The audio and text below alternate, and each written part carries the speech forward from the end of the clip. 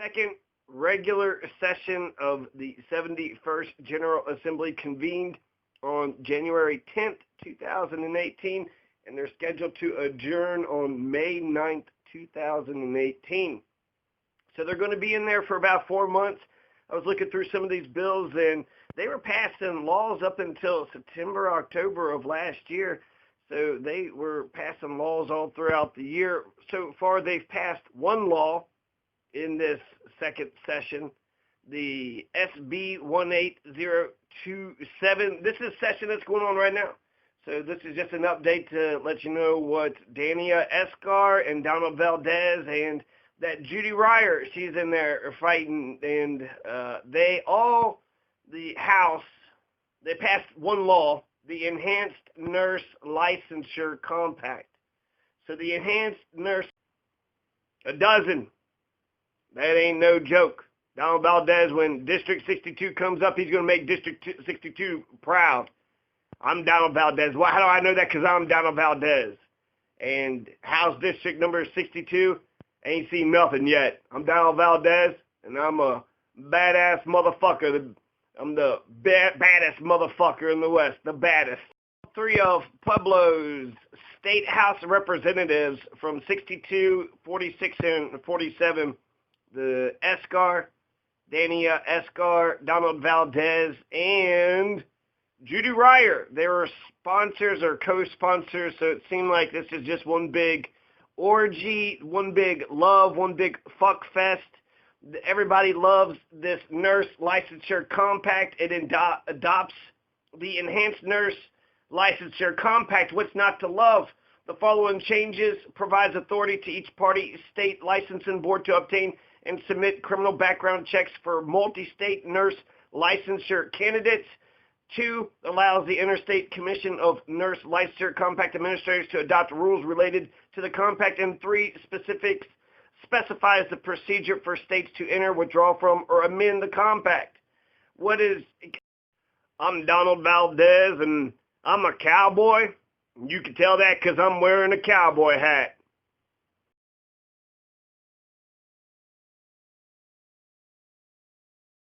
Representative for the 46th district is Daneya Escar. She's my legislator. She's a Democrat. She's also the majority caucus chair. So she's got a leadership position. She's got some flack. She can actually bring some pork back to Pueblo. The Capitol phone's 303-866-2968. She's part of the Agriculture Committee, Capital Development Committee, Transportation and Energy, Health, Insurance, and Environment. She's the vice chair for 3 of those committees. For this year, for 2018, she's got 3 bills that she is proposing. Number 1 is the pharmacist healthcare services coverage. It concerns covered healthcare services provided by a pharmacist. The second one is a new birth certificate to reflect gender change. This is a very important issue. The issuance of a new birth certificate with a gender designation that differs from the gender designated on the person's original birth certificate. So I don't know if they're requiring that transgendered folks must get a new birth certificate, or if it is allowing for them to change their gender on their birth certificate.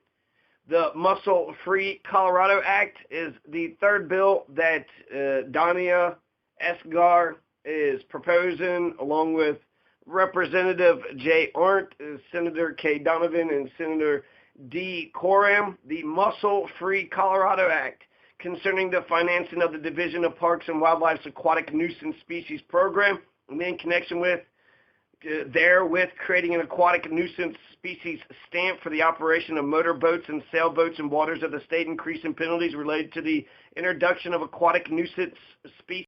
Law, a person born in Colorado who seeks a new birth certificate from the Registrar of Vital Statistics, state registrar, to reflect a change in gender designation must obtain a court order indicating that the sex of the person has been changed by surgical procedure and ordering that the gender designation on the birth certificate be amended, and the person must obtain a court order with a legal name change. The bill repeals that provision and creates new requirements for the issuance of birth certificates in cases of changes to gender designation for an intersex individual. The bill requires that the state registrar issue a new birth certificate rather than an amended birth certificate. The bill allows a person who has previously obtained an amended birth certificate under previous versions of the law to apply to receive a new birth certificate. A person is not required to obtain a court order for a legal name change in order to obtain a new birth certificate with a... Hi, I'm Donald Valdez, and I'm the baddest motherfucker in the West. Change in gender designation. The courts in this state are given jurisdiction to issue a decree to amend a birth certificate to reflect a change in gender designation for persons born in another state or foreign jurisdiction if the law of such other state or foreign jurisdiction requires a court decree in order to amend a birth certificate to reflect a change in gender designation. Whew! So that's one of the three bills that Daneya Escar is pushing for, that she has sponsored, one of the prime sponsors.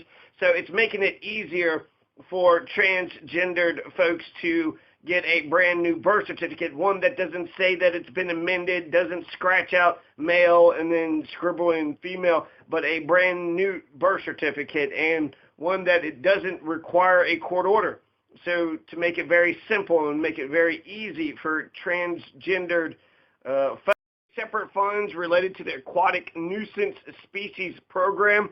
They're trying to bring it into one fund. It says it's the Mussel-Free Colorado Act, and it doesn't say anything about mussels at all. But apparently, I guess they don't want to put mussels into the waters and the rivers. I think, didn't the Native Americans eat a bunch of mussels?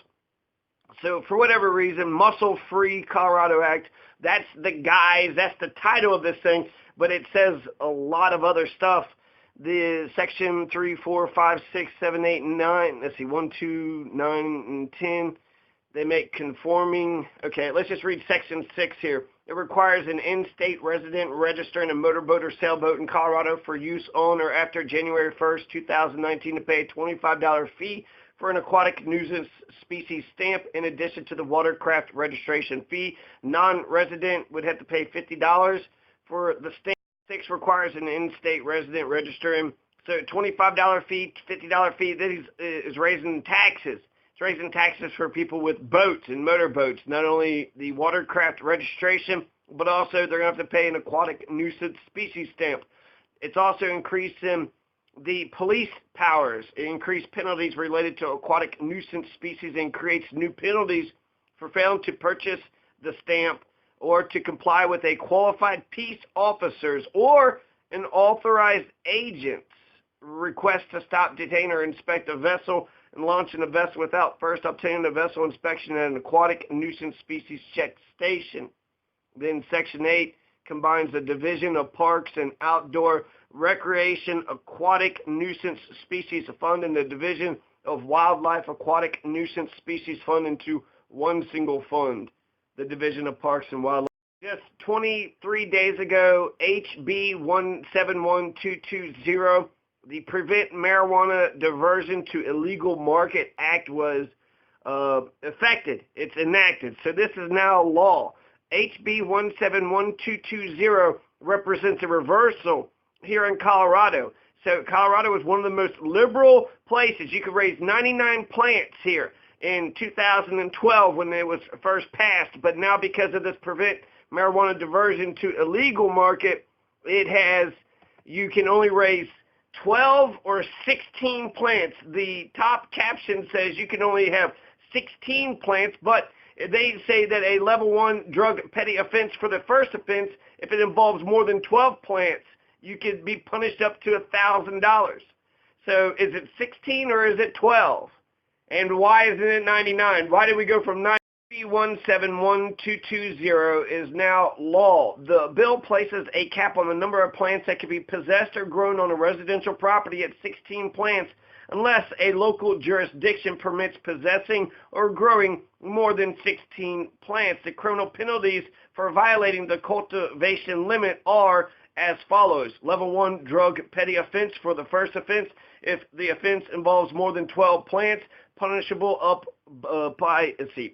by a fine of up to $1,000. A level 4 drug felony for a second or subsequent offense if the offense involves more than 12 but not more than 30, or a level 3 drug felony for a second or subsequent offense if the offense involves more than 30 plants. A medical marijuana patient or primary caregiver who cultivates more than 16 plants must cultivate the plants in compliance.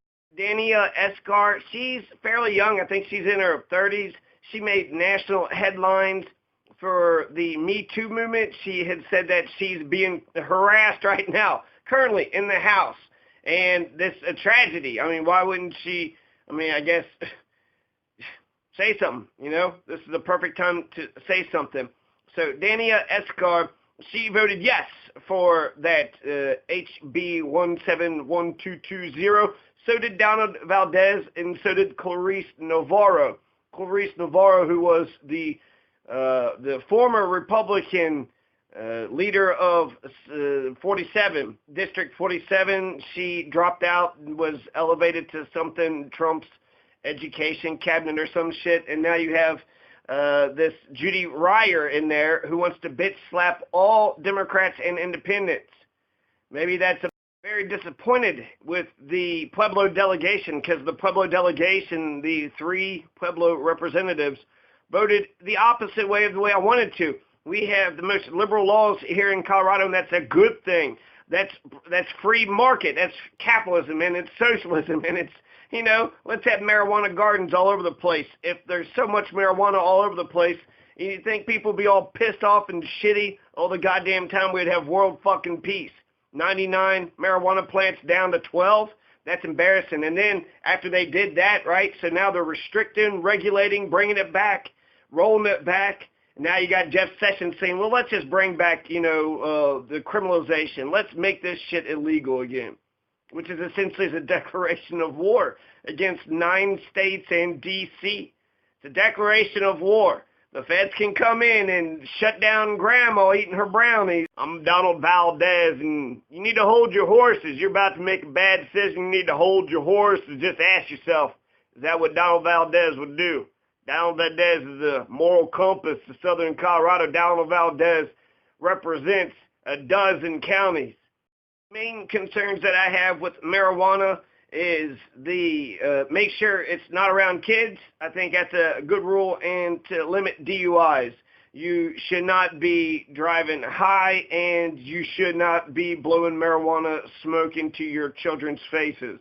So I think that that's important. Jeff Sessions, he always comes in and acts like, no, it's all about the law. We're just looking to see, making sure that the kids aren't getting a hold of it, and then the black market. So HB 171221 is the gray and black market. And in that race, it's the black market marijuana enforcement efforts. They created a fund, they created a grant to go basically essentially to stop people from selling it out of state. So whereas I agree with Jeff Sessions on the protecting the children and to make sure to limit DUIs, I actually want to increase exports. It's better for business. Sock and Lewis and Herod also voted against this gray and black market. So they're creating a grant, so we're spending money, raising taxes to essentially tamp down on exports. And right now, the other 49 states who has not legalized marijuana, this is Colorado's chance to make some money. So, you know, yeah, it's going to be a risk. That's the whole war on drugs thing, right? The war on drugs is bullshit because you actually increase the incentive to sell marijuana. So Colorado, it's legal in Colorado. You're allowed to make it here. You're allowed to grow it here. You're not allowed to grow it anywhere else. So if you take it out of state, you're running a risk. But guess what? Since it's illegal in all these other states, then that means there's money to be made. So if you don't want that shit to happen in your state, legalize marijuana, you stupid motherfuckers. But I'm not going to be worried about what? Some of our growers around here are making a shit ton of money. Good. Let them. I'm Donald Valdez, and, you know, it's hard to be able to be the lone cowboy, stands up, tells the truth. HB 171220, I disappointed one of the constituents, and he really ain't one of my constituents, isn't even in my district, but he's of Pueblo. I don't know. I kind of like the guy, and he had liked me and talked good about me, and now he found out that I voted to limit 99 plants down to 12 plants, and I just No, I'm not as courageous as Wiseman. I'm not as courageous as Singer. I'm not as courageous as Salazar. Salazar voted it down. You know, I could have stood up to be like Salazar instead of, Navarro. I voted like Carice Navarro. Melton was courageous. Benavidez was courageous. Buckner was courageous. Saying, Governor Hickenlooper, before you leave, you need to pardon every single one of the people that's in jail for marijuana-related crimes. Possession, selling, whatever the fuck it is. Let them go. And in fact, since they know how to do this shit, why don't you employ them with the state marijuana department? Why don't we start growing this shit and putting it straight into the coffee? Let's not tax it. Let's just have Colorado fucking weed. Colorado weed, Rocky Mountain marijuana. If you don't get your weed from the Rocky Mountains, then your weed's dog shit. Fuck your weed. And, what the fuck? Vermont let all their marijuana-related so-called criminals free. It's legal now. So what the fuck? Why are we spending all this goddamn money on shit that's not even illegal anymore? Let them go. Pardon them. Governor Hickenlooper, it's the obvious solution. You should have already done this shit 5 fucking years ago. Valdez, and I can admit when I made a mistake. I should have voted like Salazar and Herod. Herod was courageous, and so was Lebsack. So I could have been more like Lebsack, more like Herod. They were like lone cowboys standing up for what's right. And ultimately, you should be allowed to raise as much marijuana plants as you want. You should be able to raise a million unlimited marijuana plants. You should be able to raise it in your attic, in your basement, in your living room. You should be able to raise it in the alley, in the streets, on the sidewalks, and in your yards. Marijuana on your rooftops, on top of your cars, underground, in water, hydroponics, anywhere, everywhere, on the land, on the sea, in the air. Raise your weed. Raise it high. So I'm Donald Valdez, and I better change my voting record.